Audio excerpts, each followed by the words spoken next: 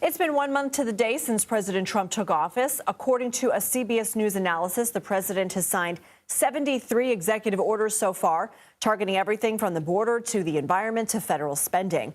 And many online have been quick to point out his executive actions mirror proposals in Project 2025, a conservative blueprint that the president said he had nothing to do with during his campaign.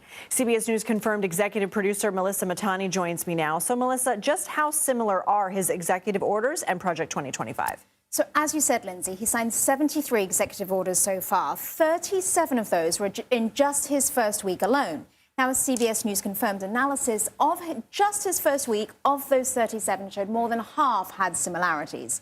Just how similar? Let's take a look at some of the language. So, on sending troops to the southern border, Trump's order says armed forces need to take, quote, all appropriate action to assist the Department of Homeland Security in obtaining full operational control of the southern border.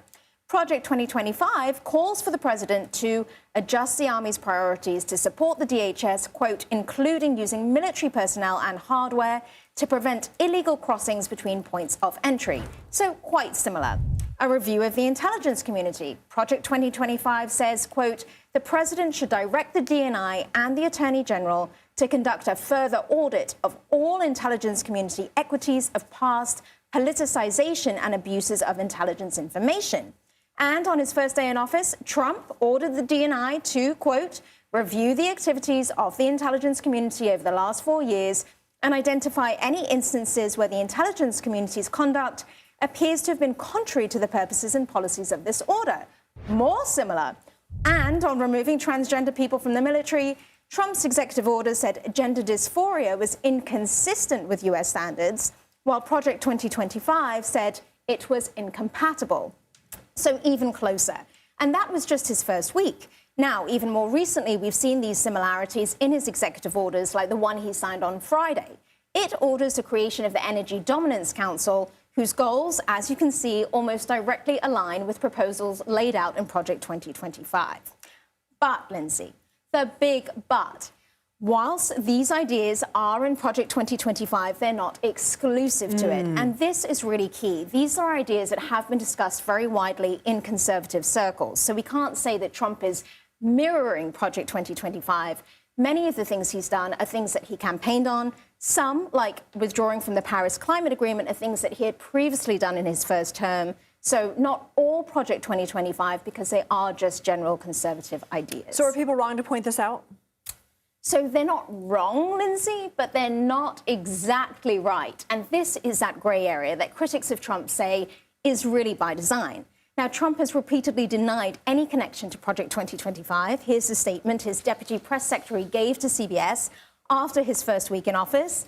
And it says, as President Trump has said many times, he had nothing to do with Project 2025. In his first few days in office, President Trump has delivered on the promises that earned him a resounding mandate from the American people. Now, we checked in with the White House just yesterday, and they are standing by this statement. So let's just zoom out and look at what Project 2025 actually is. It's a more than 900-page document with at least 735 specific policy proposals.